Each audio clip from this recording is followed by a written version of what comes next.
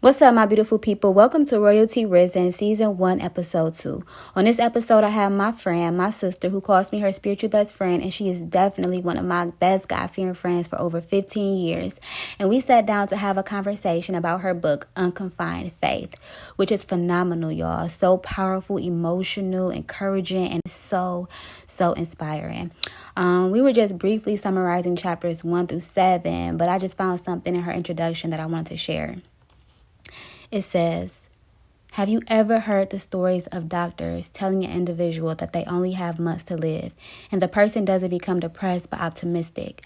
Optimism is the word that defines unconfined faith, having an unlimited amount of hope in every single thing that a person is faced with, even though all odds are against them. When there is nothing left to hold on to, faith is always available. I hope this episode encourages you. Y'all, we tired. We just and she also is a homeowner, y'all. I'm bragging about my friend. Yes, she working on her house right now. I haven't started helping paint it yet, but she done painted, hooked it up, y'all. We just excited, and I'm gonna let her share her story. I don't know where to start. I've always had stories to tell. I have always had stories, and one way that I used to share my stories, I've always been shy and I've always been quiet. So one way that I would share my stories was to make Facebook posts. So with Facebook posts, it came a lot of, what word am I looking for? Backlash from family and friends, because they kind of knew that I was talking to them or talking about maybe someone in the family that they were close to. So after a while, I got to a point where it was like, okay, I'm going to stop making Facebook posts. I'm just going to put it all in the book, make it like a journal. And I've always kept journals since 9th grade.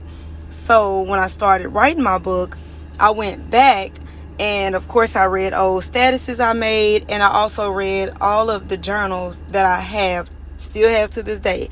And that's how I pieced together my stories, because a lot of stories that I talked about in my book, I didn't remember a lot of them until I read them in my journals. So when I read about them, I kind of relived those situations, and I was able to talk about how I felt in that moment. Like it opened up all of those old feelings that I felt. And when I wrote about it, I was able to talk about it, but also give myself and others encouragement on how to overcome certain things, how to make different decisions, just a lot of different ways to cope with stress, depression, all of those things by relating to other people.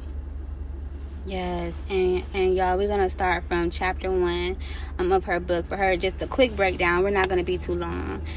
Chapter 1 in the beginning was just talking about when you were 14 years old. That's the beginning. And the title. I started crying on like what page? Yeah, so just 27, her beginning on being so young at 14, and just losing her parent. And, you know, a lot of us in this world have lost a parent at a young age. And, you know, a lot of times when you're in that moment, you don't know how you're going to make it through. You don't think that you can make it through. And chapter 1 in the beginning was talking about how she was devastated and traumatized by losing her mother at such a young age. And I wanted her to give some advice, or, you know, encourage somebody else out there who may have lost a mother or lost a father or lost a parent, and just give us a little encouragement and advice on what they can do to kind of like push forward, because it's so hard. It is. And I believe it's probably, I know it'll be like a cliche statement, but the first and best way to overcome things like that, losing a person or an object, something that you hold near and dear to your heart, the first way to cope with it is by letting it go. And that is way easier said than done. But I don't know if you ever seen a picture. It was a picture of someone holding on to like thorns or something. And the message on it was, sometimes holding on to things hurt more than letting them go. So if you sit there and hold on to something, you can do more damage to yourself than if you were to let it go. Because nothing that you do can change a situation. You can never bring a person back. Nothing. All you do is grieve and get through it. But I also don't like to put a time limit on people's grief, because Some of us may grieve that night and be okay the next morning. Some people, it may take years. Some people never get over it. But you have to learn to move on with life regardless of what you're faced with. And I wanted you to also explain what unconfined means. Explain what unconfined faith means. What does unconfined faith mean to someone who doesn't know what it means? Okay, if you think about, separate the term unconfined. Okay, take confined. Confined means that you're limited to a space, place, or something, like you're stuck there. When you're confined to something, it's like it's no escape. So when you're unconfined to something, that means, you can do whatever, whenever, and however. So when you put unconfined faith together, your faith can go anywhere you want it to go. Anywhere. It's not limited to, okay, I see that I can get this job and pay this bill, so my faith should work. It's more of, if I don't get this job, how will I pay this bill? I can make a way.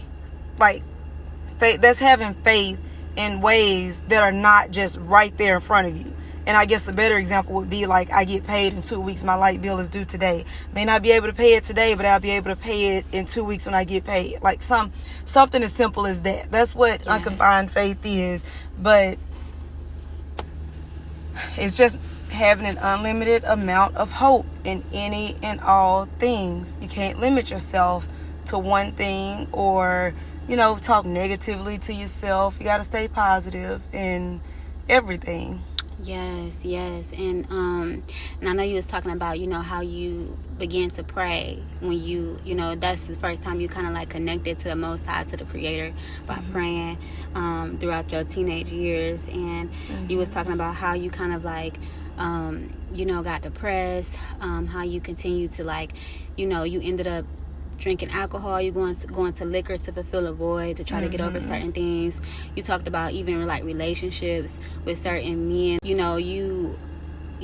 wanted to kind of like respect your body in a way, and you just wanted that one guy. You wanted that one guy, and you talked about like different ways you kind of like fulfilled that void, and you was like out here trying to learn and do things on your own. And one thing that really stuck out to me, I'm on page 77. It said, as a child faced with things unexpectedly and without guidance, it is expected for me to have made unintelligent decisions. You're talking about all the decisions that you made throughout your teenage years, growing up, even 14 through 18. You said, I won't hide behind my not so well thought out choices, because it also helped to mold me into the woman that I am. No one ever taught me how to be treated by guys. I had the sweetest, most loving father, but he never had a talk with me about anything personal. I go and try to have talks with him about certain things, and he just shut it down. Saying, like sometimes he don't want to hear, because he may have been uncomfortable. But I just was saying, I know that like sometimes it's so important for us to have that goes to show you how important it is to have a healthy father figure who actually gives us advice about men and relationships. Like, that's so important. It is very important. And it's also important not only for them to be able to give you that advice, but for them to be able to show it. Because even though my dad didn't give me that advice, the way that he treated me growing up kind of helped me to decipher who I would let treat me how, like what kind of ways I would allow a man to treat me. So even in those situationships that I had, I never dealt with somebody. I'm not gonna say never, because his daddy went through a phase where he treated me bad, but overall he got me because he treated me like my dad did. He probably flipped and started treating me a different way because he had other women in the picture, and just like the first guy I thought I was in love with, same thing. They flip and treat me different types of ways because they have these other options. But I never just chased guys while they did me bad. Like, I never went after a guy who was just treating me bad and I just so desperately wanted that guy. It was always like, this is the guy that I know. This is who I remember. This is who I fell in love with. And I'm not stopping until I get back to that person. That was my mindset, and that's part of my mess up too. And that person that they showed me is the person that my dad is. My dad is gentle, kind, loving, so sweet person, sweetest man I know. And that's who my father is. And any guy that I dealt with, they've had those same characteristics. It's just that nobody loved me like my dad does, because I'm first with my dad. But with them, it's, okay, I got this woman, I got that woman, I got that woman. So that's the difference. Yeah. When I was reading, I could tell, I was like, you know, how this one particular person, the children's father, the kid daddy, I could tell, like, you like, hey, this is my husband. This is gonna be my husband. Like, this is my person, because of how you was able to be so much of yourself with him, and, you know, let down walls and stuff like that you've never done with anybody else, any other guy, and like, I felt that. But then it's just like, when things like that happen, what did you do? Like, how did you transition after the breakup? I actually wrote this book before I had kids with him. Yeah, okay. So it's more to it, but it's places in there we left off when I had a miscarriage. That's where the book ended. You keep going. Okay. So and then in chapter 3 you talked about your suicide attempt. Yeah. So for anybody facing suicide, what advice would you have for them, and like suicidal ideations or what I'm about to say is actually about to sound selfish for me to say, but I feel like suicide is a selfish act. Because for one, it's even worse if I were to have that thought while I have kids. And then, even though, like, people in my family does not know how to show love as much as my dad's side, like my mom's side versus my dad's side. They don't know how to show love, show you how much they care and all that. We just got to a point of that. Speaking of, we just got to that point. But when you decide to commit suicide and you have all these people who need you, even though they don't call you every day like, I need you, they show it in like the smallest ways. So if you go and take your own life, then, you know, it's selfish to me. Because I seen a post where a guy and his child's mother got into an argument. It was something all over Facebook, and the guy ended up committing suicide because the girl got on Facebook and said that he was a sorry dad. Now, I'm not taking away from how that man felt, because men have feelings, men hurt just as much as we do. But he got that mad because of something that the mother posted on Facebook. Instead of going out and trying to prove, like, okay, I'm going to go get custody of my child since you say I'm a sorry father, since you say I'm not doing good. Let me prove you wrong and show you how I can be as a father. And we're going to put it out in the public just like you put it out in the public that I'm a sorry father. So instead of him having that mindset, he took a father away from his child. A father. His mother lost a child. Like, that's where it comes into being selfish to me, because you have to think about what your actions are proving. Because had I been successful with that suicide attempt, I left behind my sisters who had just lost their mother, 2-3 years ago.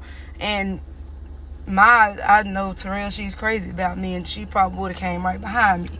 But like, that, me being selfish, trying to commit suicide, that's my daddy. My daddy is crazy about me. He probably would have came right behind me. Like, those are two people that I know that I mean a lot to. And if I did that to myself, that's selfish on my behalf, because I had a choice.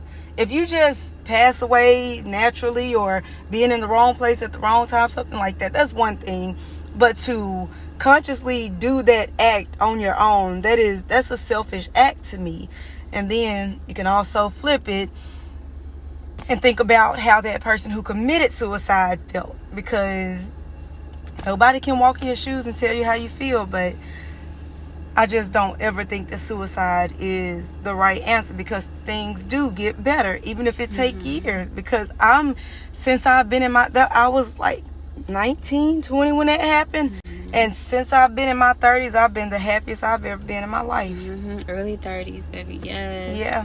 And that's one thing too. Just don't give up on yourself. Don't quit. And that's basically what suicide is saying. Like, I give up. Yeah. You can give up, pack up, and leave, but don't give up, pack up, and commit suicide. God knows your story. And I was gonna say chapter 4, when you talked about like after you, what was the name of chapter 4? I'm sorry, I wasn't even going by the names, y'all. Chapter 3 was, yeah, it's a lot, and we forever learning. Like we want to know everything in this world, like, because I think about like some of the babies and the people who've been tormented and can't take it. They feel like they just can't take it anymore. You know, are you walking in their shoes? But if you can say, you know, one thing, it'll be just don't give up on yourself. That's so many other people out here that's relating to you. So many people out here that's going through some of the same stuff, y'all. And y'all don't understand, like, if y'all don't give up, who y'all are able to, the impact that y'all might have on one person, 2 people, so many other people. Like, y'all are not alone. I'm going to also leave in the description a number you can call if you are having like suicidal thoughts and ideations.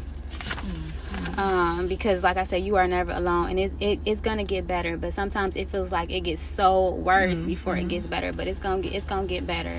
Like things will definitely work out. And you'll find yourself walking in rooms, talking to people, meeting people that you never thought was possible. That's like the story of my life, doing things that you never thought was possible. And we're gonna come back on season 2 so we can break down some stuff, break down stuff better. But this was, like I said, it was just it wasn't really planned. We're just kind of like flowing right now, like as she could getting ready to remodel her house and paint and everything like that. We just decided to flow or whatever, and just to start and get it out and share something that may encourage and inspire and save somebody, help somebody, uplift somebody, to know that you are not alone, y'all. You are not alone. I'm gonna say this one more time. We are not alone. We are not. And so chapter 4 is called From the Mind to the Body. From the mind to the body, and it talks about this was so good. Was this a part of like when a doctor told you that you was supposed to have a miscarriage, and you had a miscarriage, but another doctor told you that you had to have a hysterectomy? And no. Yes, this is it. That's it right there. Okay, and then and the chapter 5 is when God has showed up and showed out. Okay, when I got baptized. And okay, so we can go through chapter 4. You can just share a little bit about chapter 4. Okay, so just a fun fact, I still don't know to this day if that was a miscarriage for sure.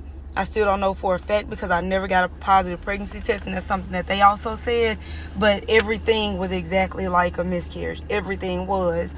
But I went to the hospital because one morning I just woke up and I was gushing blood everywhere, and I got dizzy. I was feeling faint, and I called my sister and I was telling her, like, I don't know what's going on with me. Something is wrong. And she said, go to the hospital. You're having a miscarriage. And that it stuck with me all that time. But of course I got other people in my ear, there ain't no miscarriage if you didn't have a positive pregnancy test. But truth be told, me being a nurse now, I understand that you can have, people have more miscarriages than they know. You can have a miscarriage without ever knowing that you're pregnant because it'll come on like a normal cycle. But in this case, I started bleeding, and I was bleeding a whole lot. Doctors told me, well, if you did have a miscarriage, you passed everything because your pregnancy test was negative. So after that, they didn't do a surgery or anything like that. They sent me home, and the bleeding never stopped. It got worse and worse to the point where over 3 months I was in and out of the hospital.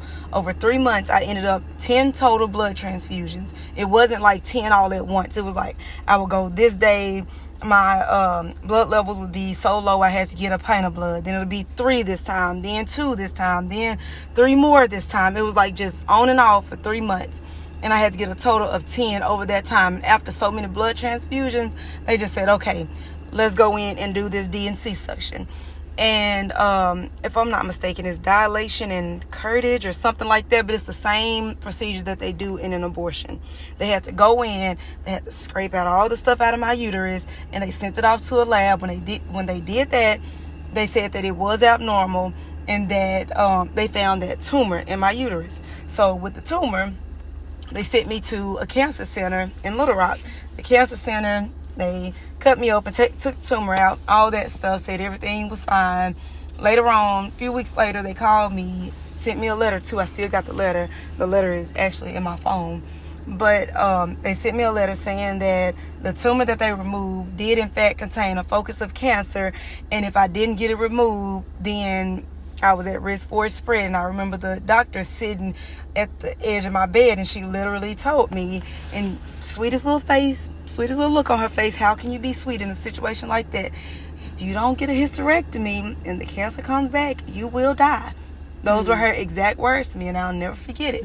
But I was not going to have a hysterectomy because I always wanted kids. I was not going to do it. Yeah. And that goes with unconfined faith. That is what it means to have unconfined faith, because I didn't stop with, well, this did happen. This is going on. The doctor did say that, so I better do it, and I just won't have kids. My mind was set on, I'm having kids. And guess what? That's faith right there. Got 2 of them. That's the unconfined faith, though, because look at all the stuff that was going on, all the odds against me. But my unconfined faith made me believe I will be a mother someday. And I will have kids, and guess what? And 2 babies. Yes. When I say, like, powerful, like so many people, y'all know how so many women are getting hysterectomies because of what the doctors say, you know, what the doctors diagnosed them with. But when she said she had faith, oh, you said I'm gonna die, okay, well, let me go to my God, let me pray about this. Exactly. Exactly. And I actually got baptized after that. Yes, chapter 5, maturing into a God-fearing woman. So and there it goes. Yeah, for a saint is just a sinner who falls down and got up. Donnie McClurkin.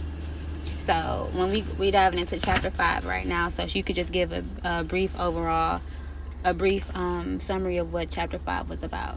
Okay, this is where I talked about when I did get baptized. It was after all that happened, because my mind was set on, I'm not getting a hysterectomy. I'm not doing none of that. So I went first Sunday of 2014. I got baptized, and it's like after I got baptized, like a lot of good things started happening. Like everything around me started to like fall in place. And if I would have given up back then, I wouldn't have had a chance to live to see all the good things that came after. Exactly. Y'all got baptized, and then this is when you found out you was still able. Is this chapter 5 when you found out you was able to have a kid, or no? The book is where chapter 5 is not when you found out that you actually went back and they said that they couldn't find anything else. Am I moving too fast? Yeah. Okay. No, it's in there somewhere. Okay, yeah. I was like, she had went back to the hospital. Because another doctor did tell me that, it was a male doctor I went and seen, second opinion. I always get a second opinion. And he did the ultrasound, ran tests, labs, all that stuff. He said, I don't see why you wouldn't be able to have kids. He said the only thing that I see is that you would probably have to have a C-section because you've been cut. You know, they had to cut my uterus and stuff open. Didn't even have to have a C-section. I had both my kids natural. Amen. So. Glory, right? Praise. For real. That's a praise for real. Praise break for real. Glory to God for real, y'all. Like, when I say... we gonna have to do a season 2, okay? A season 2. But okay, we pressing for time. I remember me and Raquel had came, because I had went to the hospital with you when they first told you that, when you was telling me we had a miscarriage. Raquel was in a car in the back. We was praying for you. I remember that, and she said, "You gonna have a baby. You gonna have a baby." Yeah. I remember her. Okay, so some stuff I didn't remember, but because I kept journals, that's how I was able to write this book from my journals. Yes, okay, yeah, because I remember sitting in the car and we was praying, and I had first went to the hospital with you when you first had it, and then we was in a car, and then Raquel was like, "You gonna have a baby." Yeah, you gonna have a baby. So chapter 5 is when chapter 5, y'all. Hold on, we got 2 more chapters to go. Chapter 5. Chapter 6. Yeah, that is. So we got 1 more chapter to go. The mind of me. When someone does something to hurt you, they tend to take power over you. If you never forgive them, they keep that power. That is so good. It goes into the suicide as well. Yes. Because typically, when people do it, is because somebody else hurt them. And you committing suicide, you gave them all your power. Yep. That's chapter 5. And then, I'm sorry, that was chapter 5. And then chapter 6, you had said, chapter 6 ended it with, what was it? Chapter 6. It was so good. Okay, so chapter 6 is just talking about, we gonna head to chapter 7 after this. Okay. But chapter 6 is just talking about life lessons. A life lesson: you will never be happy. A life lesson is that you will never be happy when you're trying to be anything you're not. You either attract the wrong people or you run the right ones away. And I love that. Mm-hmm. And in chapter 6, it was just talking about, kind of like, what was chapter 6? The mind of me.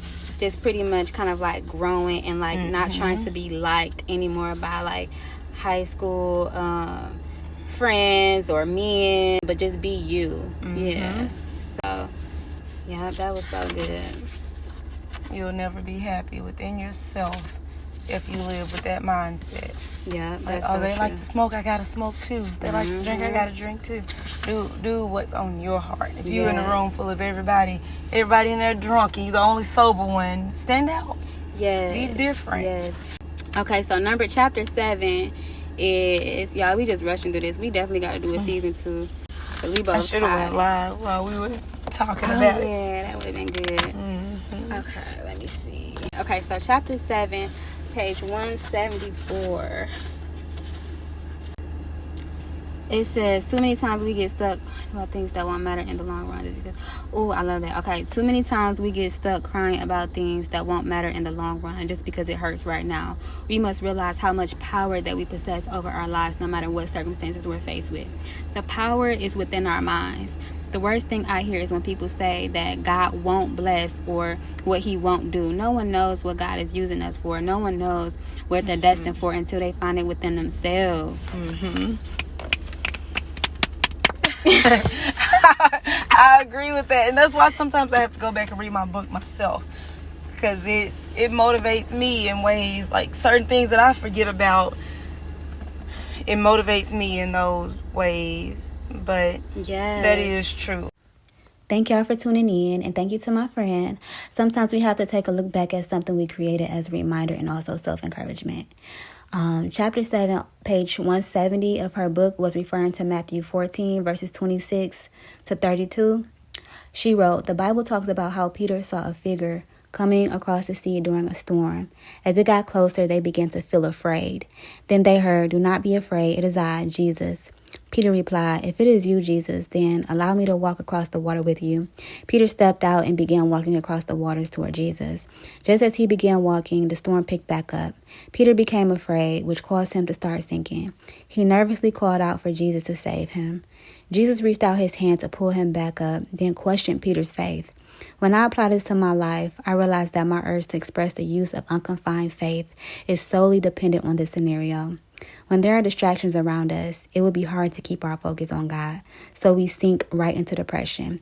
And I want to end it here, y'all, by saying, let us not forget to tune in to the Holy Spirit within us, and let us keep our focus on Jesus, and remember that he rose so that you can too. Love, peace, and God blessings.